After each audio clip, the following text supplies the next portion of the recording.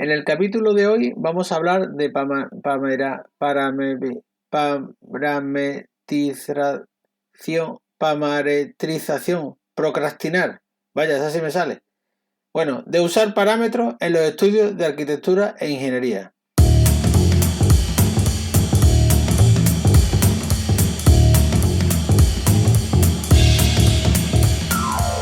Hola a todos y bienvenidos al episodio número 28 de Buscando el Proyecto Perfecto, un podcast basado en hechos reales.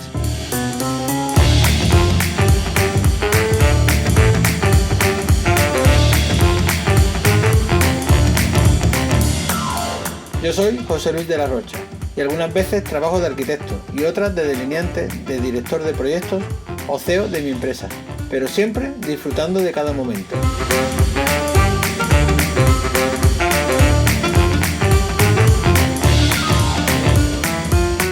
En este podcast os voy a contar mi experiencia sobre algunas cosas que podéis hacer para mejorar el resultado de los proyectos y de vuestra empresa. El proceso de desarrollo arquitectónico, el de hacer edificios toda la vida, ha pasado por muchas evoluciones tecnológicas a medida que éstas permitían avances en la forma de aplicación. La tecnología ha cambiado desde cómo desarrollamos las ideas y conceptos arquitectónicos, la forma de dibujarlas, la organización de los estudios e incluso la propia forma de construcción de los edificios.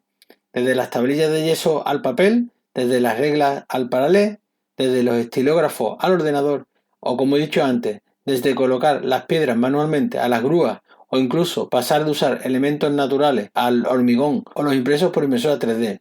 Pero hoy, en este capítulo, me quiero parar en un concepto que la tecnología nos ha permitido incorporar al mundo del sector AECO, que es el concepto de parametrización. ¡Ja! Lo dije bien. Para entender de qué estamos hablando, vamos a definir la parametrización. Como concepto no tiene nada de novedoso y se ha usado mucho en matemáticas y en otras áreas de conocimiento. Según ChatGPT, la parametrización se refiere al proceso de definir y establecer parámetros que permiten descubrir o representar de manera precisa un sistema, fenómeno o conjunto de datos. En matemáticas, una curva paramétrica se refería a una fórmula que tenía una variable. Si tú le preguntabas a la fórmula dónde estará la coordenada y partiendo de la coordenada x, te daba una respuesta. No era necesario tener todos los datos de todos los puntos de la curva y se simplificaba con una ecuación de variables. En resumen, la parametrización es una forma de simplificar un sistema de manera que partiendo de unos parámetros obtenemos una solución. Para ponerlo en contexto arquitectónico, la altura de un tabique es h menos 30 centímetros, siendo h la altura de forjado a forjado. Ahora te digo que la altura de forjado a forjado es de 3 metros. Puedes obtener el resultado de la altura del tabique, en este caso 2,70, y si te digo que la altura del forjado ahora es 3,30, ahora la altura del tabique cambia a 3 metros. No he tenido que cambiar el valor de la altura del tabique porque este estaba parametrizado en función de la altura del forjado a forjado.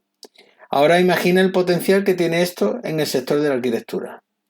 Por tanto, lo que buscamos en el concepto de la parametrización es añadir parámetros a las cosas. Ahora vamos a ver a qué cosas. Es verdad que a priori requiere un esfuerzo adicional al tener que meter más datos en la ecuación, pero a largo plazo, en entornos con cambios, como por ejemplo el sector de la arquitectura, la parametrización se convierte en un elemento de optimización y mejora del rendimiento. En el sector AECO ya teníamos en cierto modo bien interiorizada la parametrización en las áreas principalmente de cálculo de estructuras e instalaciones, y los programas de cálculo funcionan con sistemas de modelados paramétricos, aportando al dibujo muchas capas de información necesarias para el cálculo posterior.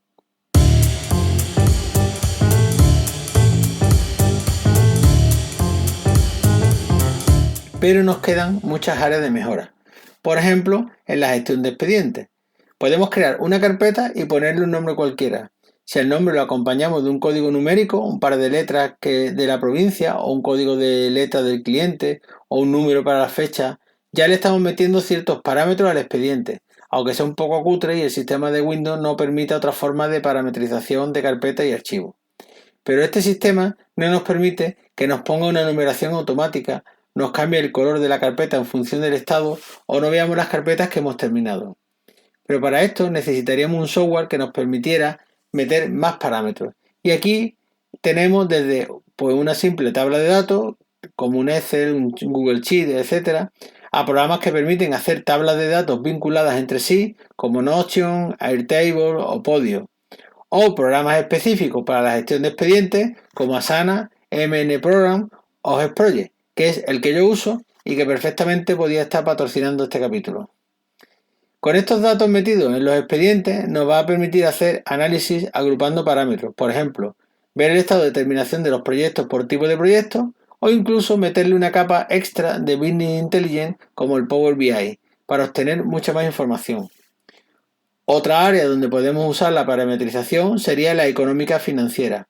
Podemos meter parámetros a los distintos servicios que ofrecemos para calcular los honorarios y obtener presupuestos de forma rápida y sencilla. Podemos meter parámetros a los tipos de gastos y a qué proyecto pertenecen para establecer análisis de costes por proyecto. O incluso podríamos facturar automáticamente en base a porcentajes de ejecución del proyecto y vinculados a los ítems presupuestados.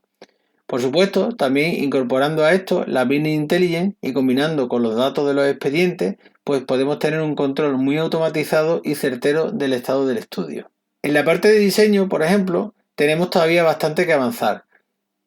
Aunque ya existen programas que, en base a unos parámetros que metemos, parcelas, las alturas, etc., y mezclando inteligencia artificial, nos presenta una propuesta de distribución optimizada, pero todavía este tema está muy por debajo de su potencial y le queda todavía mucho desarrollo pendiente. Tenemos programas como Architectures o Finch que te permiten hacer estas distribuciones. He dejado los enlaces en las notas del programa y aunque no los he llegado a usar, pero quiero hacer un capítulo especial dedicado a estos programas y voy a intentar a ver si los puedo probar un poco y traeros mi experiencia. Por ahora solo os dejo los enlaces para que lo veáis ustedes lo que hacen. En el área que creo que más ha aportado la parametrización en nuestros proyectos es la fase de dibujo y modelado del edificio. Muchos de nosotros hemos vivido la transición al CAD desde el dibujo a mano y ese proceso se realizó de forma extendida rápidamente en los estudios. Pero muchos se han quedado en ese primer nivel y no han profundizado en la potencia de estas herramientas. De manera que todavía desarrollan sus proyectos en CAD siguiendo más o menos los mismos criterios que cuando aprendieron y apenas manejan entre 20 y 30 órdenes principales. Han hecho una serie de bloques y capas y con eso pues les es suficiente para su trabajo. Pero no están sacando todo el rendimiento que el concepto de la parametrización aporta al proceso arquitectónico, sobre todo en la fase de modelado. En primer lugar, quiero indicar que un programa de CAD sí mete parámetros. Una línea tiene muchos parámetros asociados, el punto de origen, el punto final, el tipo de línea, la capa, etc. Pero se le pueden meter muchos más datos que además aporten valor arquitectónico al trabajo. Por ejemplo, podríamos indicarle que esa línea es un muro. Es verdad que la podemos meter en una capa muro, pero sigue siendo y funcionando como una línea. Un primer paso para avanzar en la parametrización de un programa CAD pues sería hacer bloques paramétricos, es decir, bloques que se transforman según el dato del parámetro. En AutoCAD se llaman bloques dinámicos.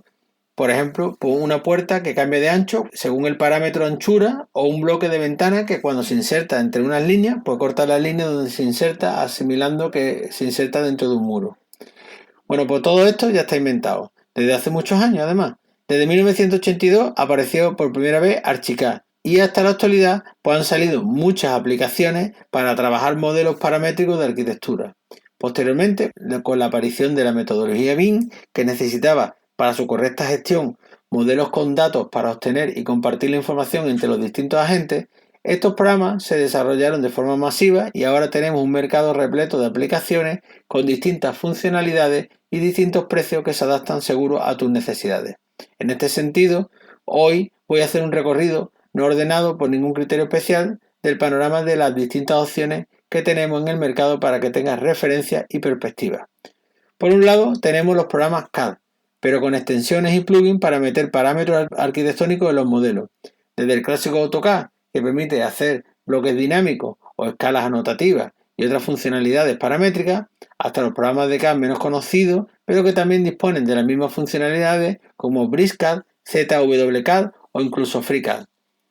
Por otro lado estaría SketchUp, que además de realizar modelos estáticos, tiene la funcionalidad de componentes dinámicos que permite hacer objetos paramétricos y con la incorporación además de algunos plugins como Profile Builder se pueden hacer muchos objetos de forma sencilla.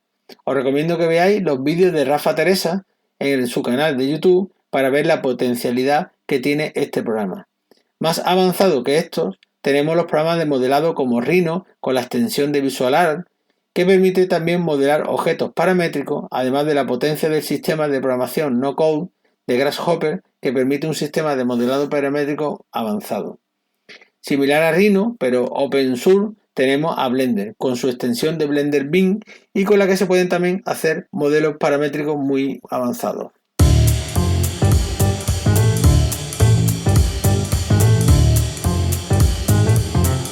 Ya si pasamos a programas puramente de modelado paramétrico por objetos, los conocidos como programas BIM, estos programas parten en sus funcionalidades con un sistema totalmente distinto a los programas CAD y te permiten trabajar con objetos arquitectónicos que tienen una cierta inteligencia, reconocen que son muros, ventanas, mobiliario, tuberías e interaccionan de forma distinta en función de cada uno de ellos.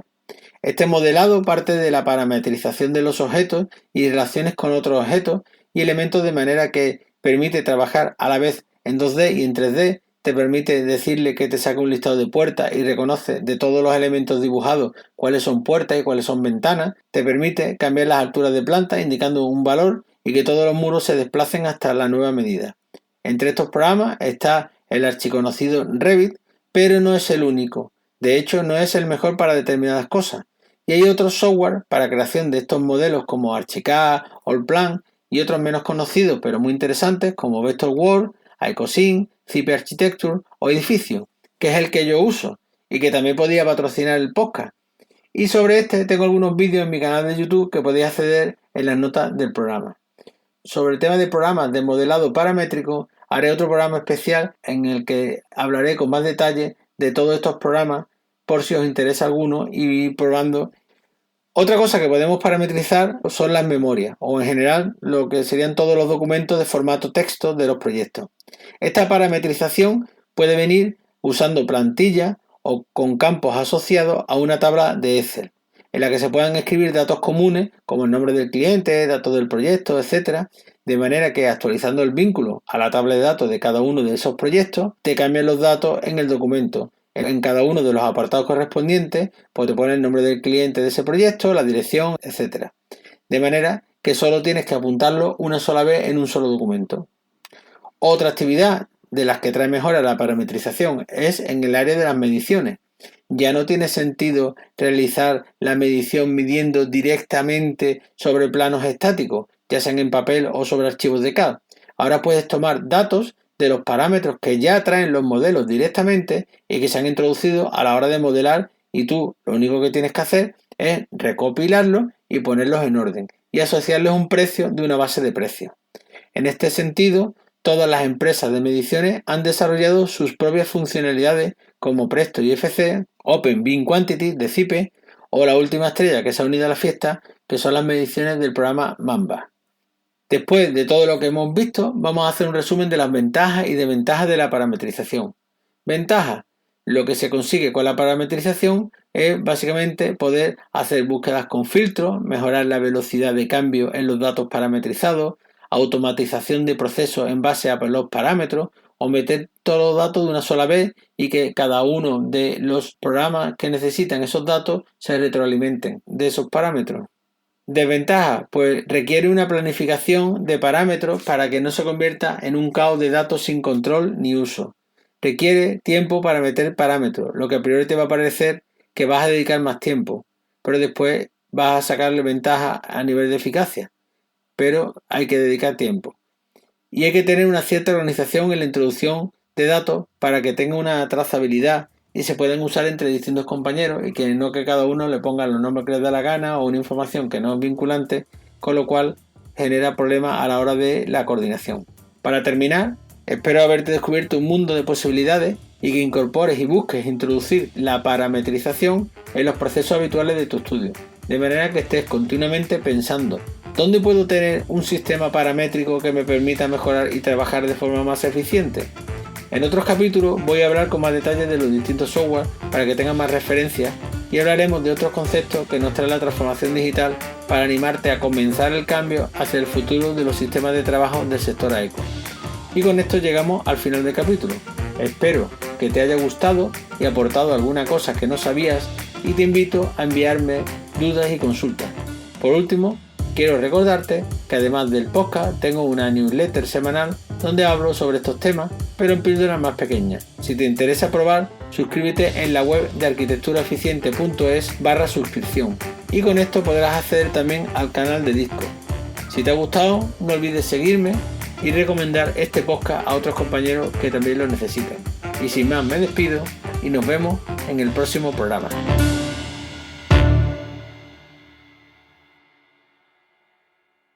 23:55 de la noche de 27 de mayo de 2023, a punto de publicar el programa y terminando la grabación. Es que no me va a dar tiempo de subir el capítulo como me entretenga en decirte tonterías al final del capítulo. Así que si es lo que más te gusta, suscríbete al canal de Discord y te las digo en persona.